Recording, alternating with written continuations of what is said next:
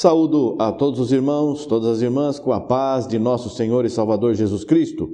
Rogo a Deus para que Ele nos abençoe neste dia, para juntos, mais uma vez, examinarmos a sua santa e bendita palavra. Vamos ler hoje a respeito da serpente de metal, aquilo que Moisés fez no deserto. Vamos ver em Números, capítulo 21, do versículo 4 ao versículo 9, a palavra de Deus assim nos diz: Então partiram do monte de Or pelo caminho do Mar Vermelho a rodear a terra de Edom. Porém a alma do povo angustiou-se neste caminho, e o povo falou contra Deus e contra Moisés: Por que nos fizeste subir do Egito para que morrêssemos neste deserto? Pois aqui nem pão nem água há, e a nossa alma tem fastio deste pão tão vil. Então o Senhor mandou entre o povo serpentes ardentes que morderam o povo e morreu muito povo de Israel. Pelo que o povo veio a Moisés e disse: Havemos pecado, porquanto temos falado contra o Senhor e contra ti. Ora ao Senhor que tire de nós estas serpentes. Então Moisés orou pelo povo e disse o Senhor a Moisés: Faze uma serpente ardente, põe-na sobre uma haste, e será que viverá todo o mordido que olhar para ela. E Moisés fez uma serpente de metal e pô-la sobre uma haste, e era que, mordendo alguma serpente, alguém olhava para a serpente de metal e ficava vivo. Amém. Veja que isso aqui já é a representação do que viria a ser o sacrifício do Senhor Jesus Cristo. Porque o Senhor nos preparou um caminho e nós estamos seguindo esse caminho. Procuramos seguir esse caminho, mas precisamos ter os nossos pecados perdoados. Nós fizemos muitas coisas contra Deus, contra a palavra de Deus, desagradamos a Deus e nós queremos nos consertar com Deus. O que temos que fazer? Temos que olhar para o Senhor Jesus crucificado. Veja em João, no Evangelho de João, no capítulo 3, os versículos 13 ao 19, a palavra de Deus diz assim: Ora, ninguém subiu ao céu senão o que desceu do céu, o Filho do homem que está no céu. E como Moisés levantou a serpente no deserto, assim importa que o Filho do homem seja levantado, para que todo aquele que nele crê não pereça, mas tenha a vida eterna. Porque Deus amou o mundo de tal maneira que deu seu Filho unigênito, para que todo aquele que nele crê não pereça, mas tenha a vida eterna. Porque Deus enviou o seu Filho ao mundo não para que condenasse o mundo, mas para que o mundo fosse salvo por ele. Quem crê nele não é condenado, mas quem não crê já está condenado, porquanto não crê no nome do unigênito Filho de Deus. E a condenação é esta, que a luz veio ao mundo e os homens amaram mais as trevas do que a luz, porque as suas obras eram más. Então, nós vemos aqui, o povo havia pecado contra Deus lá no deserto, contra Moisés, contra Deus. Moisés aí representando Jesus Cristo, e contra Deus que mandava o maná todo dia, mandava o pão do céu. Mas o verdadeiro pão do céu é Cristo. Ele mesmo diz: Vossos pais comeram o maná no deserto e morreram. Eu sou o verdadeiro pão do céu. Quem come a minha carne e bebe meu sangue, esse é a verdadeira comida e verdadeira bebida, tem vida em si mesmo. Então nós precisamos olhar para Cristo na cruz, não ficar olhando na cruz um Cristo crucificado, imóvel, morto, sem vida, de forma nenhuma. Nós olhamos para o sacrifício de Cristo. Deus deu o seu Filho unigênito para que todo aquele que nele crê não pereça. Nós temos que olhar para Cristo. Todo aquele que olhar para Cristo, obedecer a Cristo, quem nele crer não é condenado, não vai morrer. Ainda que a serpente venha, queira picar, queira matar por causa do pecado, né? Mas nós estamos olhando para o Senhor Jesus Cristo, autor e consumador de nossa fé. E conforme Ele nos manda viver, nós vamos vivendo. Não é só olhar para Cristo e dizer que já é servo de Deus ou serva de Deus, porque você está olhando para Cristo. Não é só olhar para Cristo, é viver a palavra de Cristo, viver o Evangelho, e aquele que assim faz não é condenado. Passou da morte para a vida, e Ele tem poder para perdoar os nossos pecados. Nós vemos aqui em Atos capítulo 13, os versículos 38 e 39, a palavra de Deus nos diz assim: Seja-vos, pois, notório, varões e irmãos, que por este se vos anuncia a remissão dos pecados, e de tudo que pela lei de Moisés não pudestes ser justificados, por ele é justificado todo aquele que crê. Eu creio em Jesus. Muito bem, eu creio em Jesus. Eu sou justificado por Jesus como? Vivendo o que o Senhor Jesus mandou viver. Vivendo da forma como ele me ensinou a viver. Amar a Deus sobre todas as coisas e ao próximo como a mim mesmo. Fazendo assim, eu estou fazendo a vontade de Jesus, estou vivendo a vontade de Jesus e eu sou justificado por ele, porque os meus pecados foram lançados sobre ele no madeiro. Ele se tornou o homem mais pecador do mundo. Aquele que não tinha pecado, Deus o fez pecado por causa de nós. Vamos ver em 2 Coríntios, capítulo 5, o versículo 21. Aquele que não conheceu o pecado, o fez pecado por nós, para que nele fôssemos feitos justiça de Deus. Então ele estava na cruz, não tinha pecado, um homem que viveu fazendo toda a vontade de Deus, obedecendo a Deus, ao Pai, totalmente, deixando de lado toda a sua vontade humana, se entregou pelos nossos pecados. Ele não tinha pecado nenhum. Foi morto e lá na cruz ele recebeu todos os nossos pecados, como vemos em Mateus, capítulo 27, versículo 46. Ele na cruz, ele disse assim: Pai, por que me desamparaste?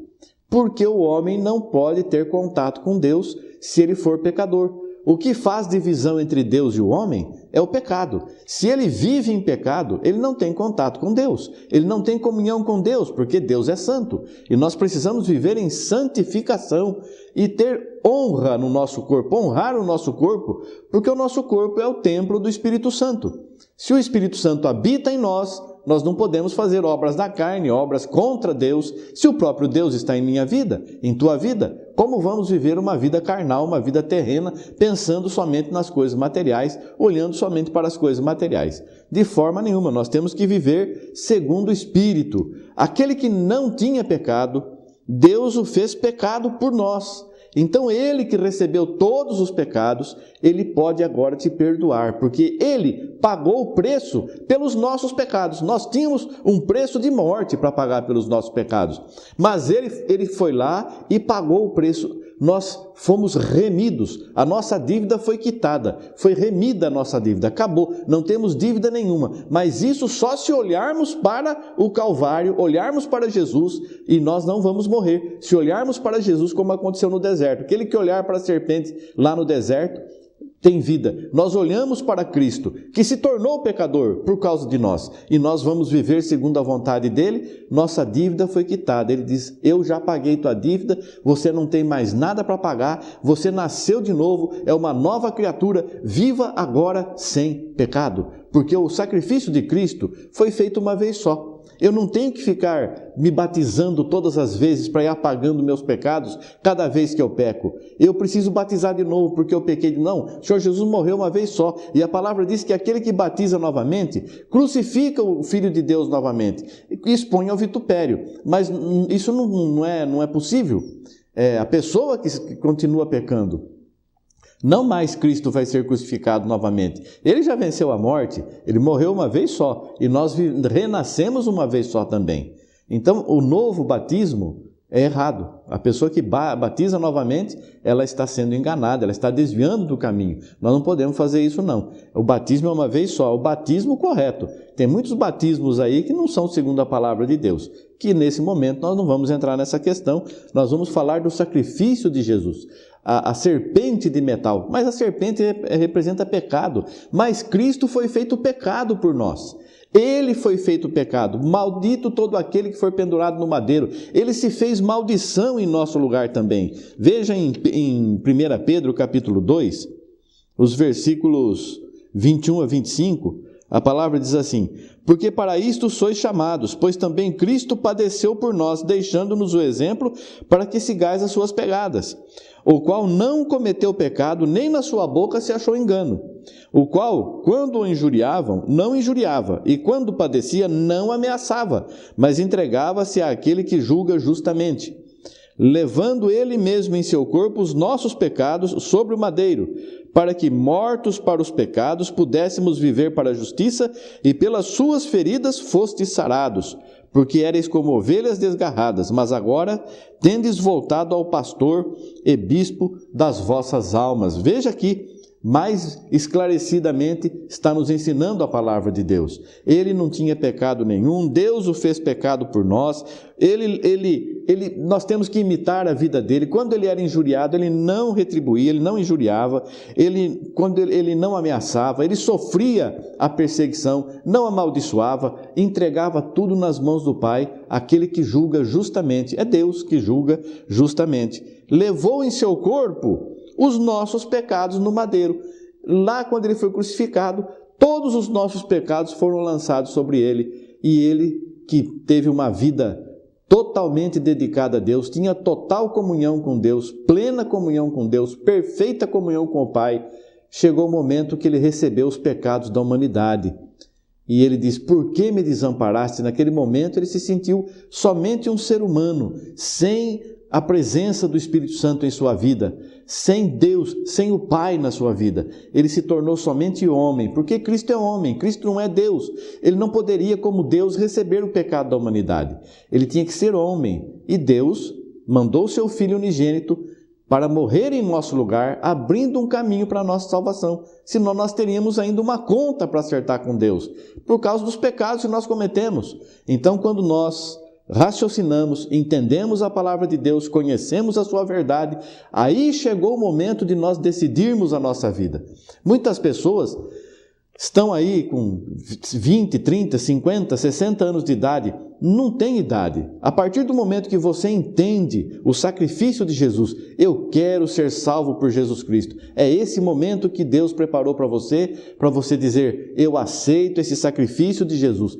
Eu não tenho outro caminho, eu tenho que deixar meus pecados serem levados à cruz do Calvário, à cruz lá que o Senhor Jesus foi crucificado. Eu não gostaria de fazer isso, ele não merecia isso, mas ele escolheu esse caminho e nós temos que nos humilhar, aceitar este sacrifício do Senhor Jesus Cristo para a nossa redenção, para a nossa remissão. Deus nos abençoe mais ainda, para que possamos sentir sempre esse amor pelo Senhor, sempre esse amor por esse ato tão maravilhoso que ele praticou em nosso lugar. Merecíamos nós esse sofrimento terrível até a morte e sermos lançados na condenação. Mas ele veio, tomou sobre si os nossos pecados. Ele apagou os nossos pecados, pagou o preço. Mas como ele foi fiel até a morte, Deus o ressuscitou dos mortos e agora ele está vitorioso eternamente, sentado à direita de Deus.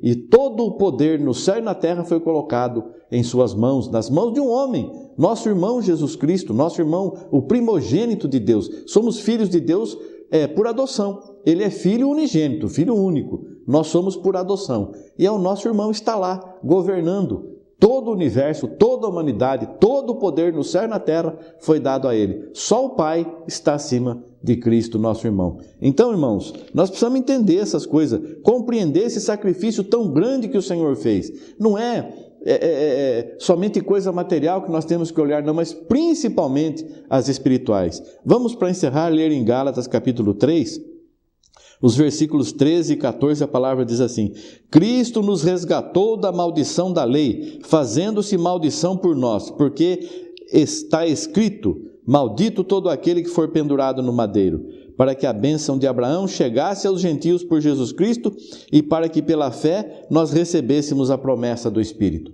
E aqui estamos nós, graças a Deus, louvando e glorificando o nome do Senhor, que nos redimiu, pagou o preço pelos nossos pecados e nós temos entrada nesta salvação tão maravilhosa pelo sacrifício dele, pelo nome dele, pela virtude dele, pelo amor dele. E vamos continuar neste caminho, amando a Deus sobre todas as coisas e ao próximo como a nós mesmos. Honremos este sacrifício do Senhor em nossas vidas, honremos o Senhor em nossas vidas, em nosso falar, em nosso viver, em nosso testemunho. Que Deus abençoe você, querido irmão, querida irmã, em nome de Jesus Cristo. Amém. Graças a Deus. Obrigado, Senhor. Amém. Amém.